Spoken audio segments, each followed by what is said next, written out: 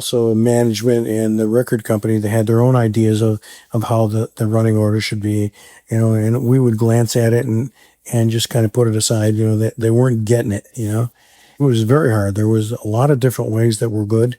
And I know Mick and I particularly put a lot of thought into it. And we liked the running order to the first side to begin and the first side to end. And the last song on the first side will make you want to turn the album over and play the second side. We're talking about albums. This is the old days. Then the first song on the second side should kick your butt too, And the last song on side two should make you want more. And I think we succeeded in that. It may not have been everybody's favorite running order, but it proved to be an excellent one.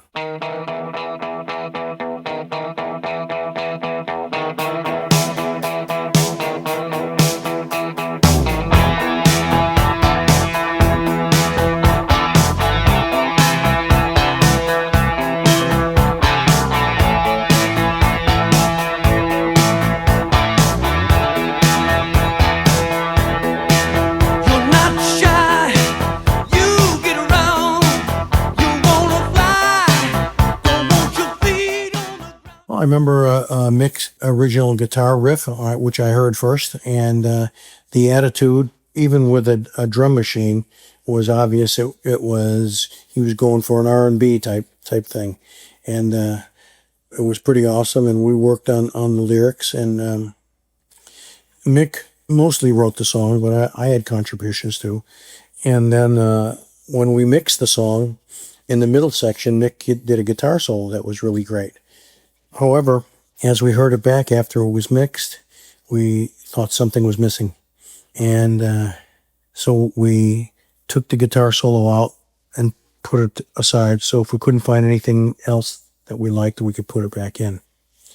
And myself and I think the drummer, Dennis Elliott, were looking through the Village Voice to see who was around the area playing. And we discovered that right down the street in a small club was Junior Walker All-Star Band. So we saw that, and I think we all had the same thought at the same time. And we just stopped everything, put our coats on, and walked down to where he was playing. And when we got there, he only had 3 songs left to do, and he was done for the night.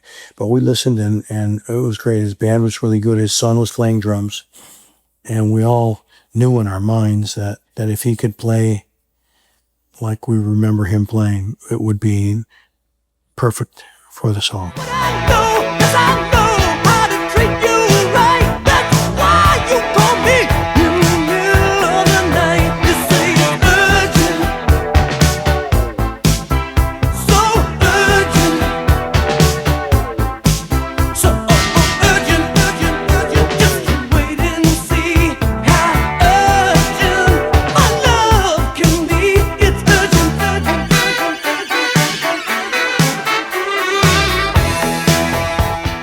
When they finished their set, Junior went to the dressing room, and we started talking to his son and told him who we were. And he was like, "Oh, no kidding, wow."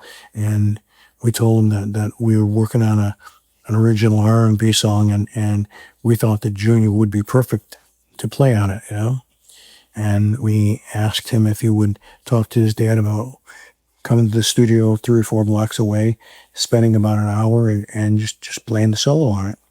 And so he talked to his dad, and we all walked down to the studio. It was Electric Lady Studio. And so we had him in the isolation booth, and he was warming up and stuff. And then we played the track for him. And when it came time for the solo, he was playing Sweet Soul. You remember Junior's song, "What would it take to get your love from me?" And we were like, "Junior, that's good stuff, but this is a hard rock R&B song. We need you to honk like you used to honk on Shotgun and some of the other things." And he goes, "Oh, you want that? Okay." So he played, and he started to loosen up and playing like that. We said, "Yeah, Junior, another one, please."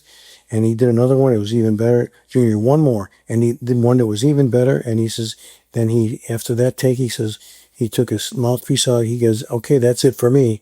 And we were looking at each other like, do we have it? So he said goodbye, and we told him that we would send him a check, for his participation, and give him credit on the album for the solo.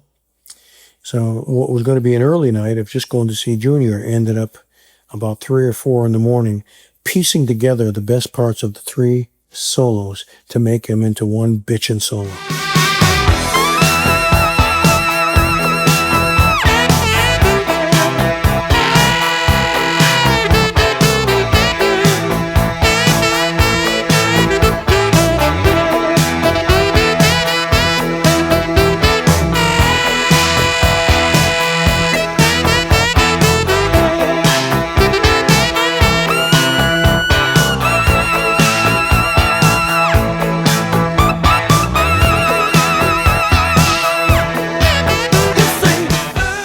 It's an awesome, awesome solo that he never played that night. He played pieces of it, and we put the pieces together and made it into one dynamic solo.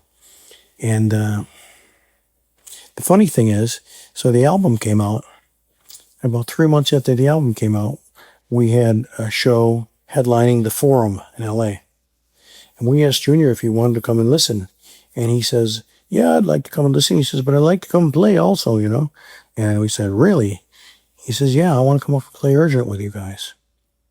So we said, fine, and our road crew kept him on the side of the stage until it was time for him to come up.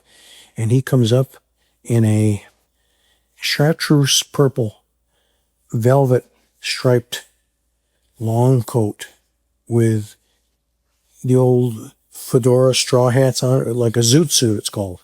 They were popular in the 30s. It was a style thing. So he came up in that, and before the song started, we didn't announce him. We let him play first. Played the song, and then at the end of the song, we said, ladies and gentlemen, you've just heard the great Junior Walker, and the place went bananas.